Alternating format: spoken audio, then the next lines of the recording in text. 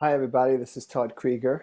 Today, we're talking about rebuilding trust, the journey of hope and redemption. I'm talking about one of the things I deal with more than anything else is helping couples heal from infidelity.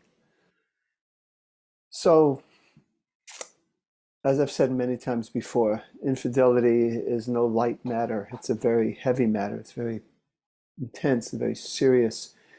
Betrayal is devastating to the person who's betrayed, oftentimes to the person that did the betrayal as well, and to the children involved that get affected by it. It's just devastating to the whole family, sometimes even extended family. It could really just totally dynamite the system that's been in place, that at least everyone thought was in place or appeared to be in place. When the secret is revealed, it's discovered. But I spend a lot of my time helping couples heal, and I'm passionate about it. And that doesn't mean that every couple needs to stay together. I have honored and even assisted people who were betrayed to leave a relationship where their heart wasn't in it anymore, or they just couldn't get over the devastation of the betrayal. People have a right. I'm not here to tell people to stay together or not to stay together. But for many of the people that do call me, it's not so simple. And yes, the betrayed person is tremendously damaged, but it's okay that there's a part of many of them that they really want to try to work it out because they see something in their partner that is still good. They realize the energy and the commitment that they've put into what they've built as a couple, sometimes as well as a family, in their homes, businesses. And so for many, many people, it's worth taking a look and changing.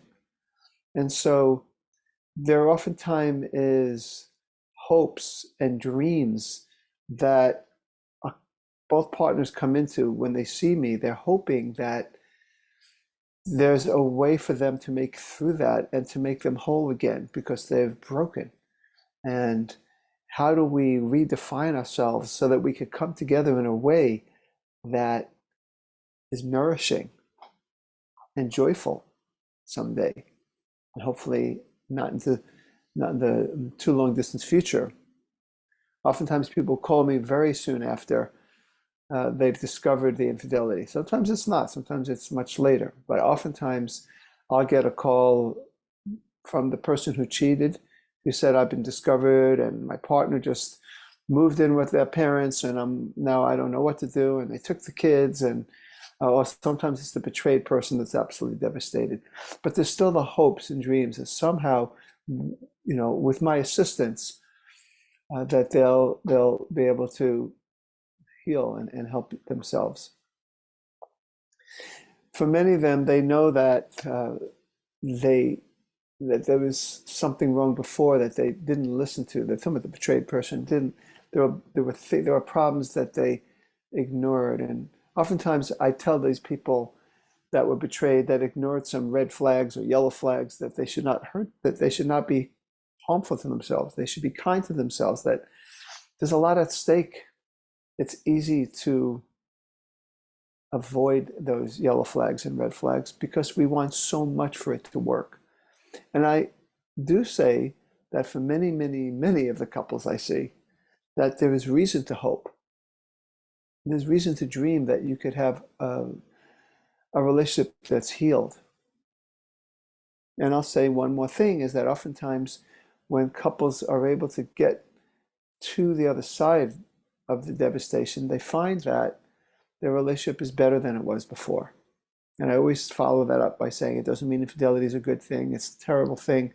There are probably better ways to have a healthier relationship, but sometimes the crisis of infidelity does lead to a process whereby at the end of it, well, it's never an end, but as they go through this process of recovery, that they learn how to be more deeply connected, that maybe one of them or both of them didn't speak their mind in many ways. They avoided conflict, but going through this problem that they were able to go through. They realize now they have the courage, and maybe it's even the necessity, to be upfront, to be open, to be honest with each other, to be bold at times.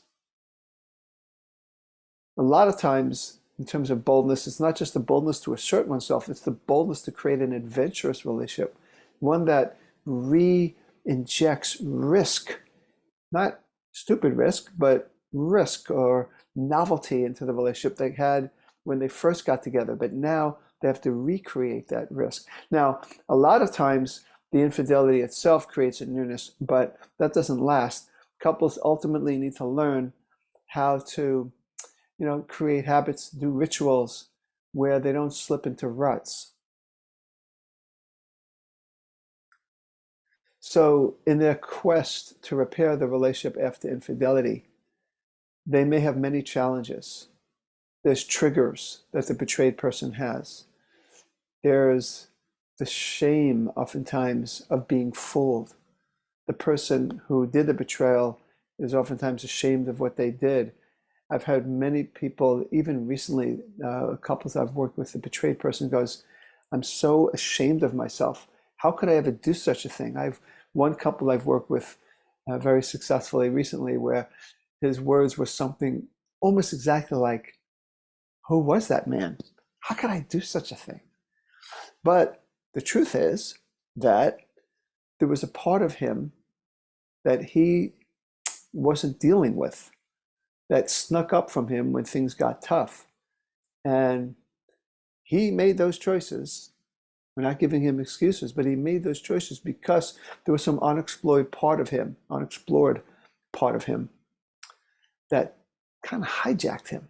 So once he was able to realize what that was about and work through some of his issues, childhood issues, even issues as a young adult, and now as a middle-aged adult, he realized that he had to totally redefine who he was. And as he redefined who he was, closer to his true self, he became a much better risk. So there's a lot to hope for. And as in this particular couple, as he started to catch himself when he was being very, very hard on himself, and he was hard on himself about the infidelity of himself too. And even though it's understood, and of course it made it clear he surely wasn't a sociopath, he had a lot of remorse, but ultimately he needs to understand that his extreme self-criticalness is what got him to such a low state that led him to act out and betray his partner. So in his case, his wife, who understood, who's wise, who could look deeply into a situation, realized that the kinder he was to himself, even about the infidelity, the better risk he was. As a matter of fact, she became she was my primary agent in helping him learn to forgive himself. I would say that she forgave himself before he forgave himself. It's not always that way. Every relationship's different. Every process of healing is different. My point is that there are, as we explore and go deeper into who we were, or what part of us made us do that thing, it could lead to lots of reasons to hope and have redemption. And what happens from the inside out, both people begin to trust each other more. The person who betrayed trusts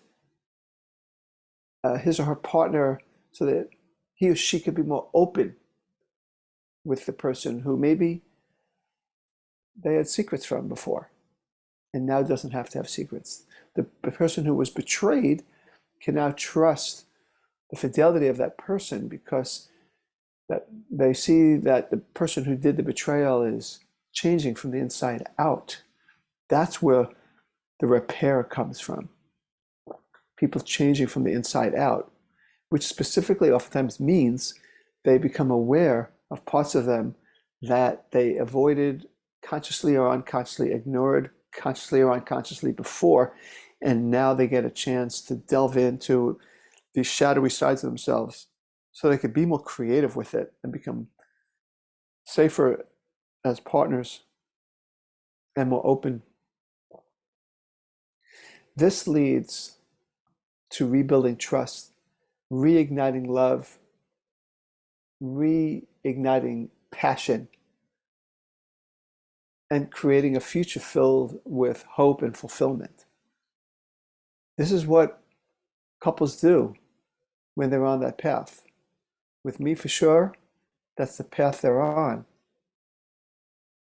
And there are challenges. Even as couples thrive as they get to the other side, there still could be triggers. And that needs to be appreciated, honored, understood, communicated about, listened to.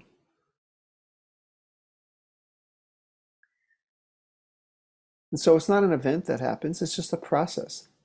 But it's also a never deepening process that does lead to that trust and that redemption that I am speaking about. I am inspired by many of the couples who heal from infidelity and thrive as a couple again. Infidelity is ugly, but it can heal. Oftentimes, the metaphor I use is that I have a little scar here and I have a scar here, but I'm still beautiful. When there's infidelity, these committed relationships have scars, but they can become beautiful. And it's through this healing process that could happen. So I just wanted to talk about that, and hopefully this can be inspiring, or at least pique your curiosity about what's possible for you if you're going through anything like that, or if you know someone who's going through that there can be room for hope. This is Todd Creager, making the world safe for love.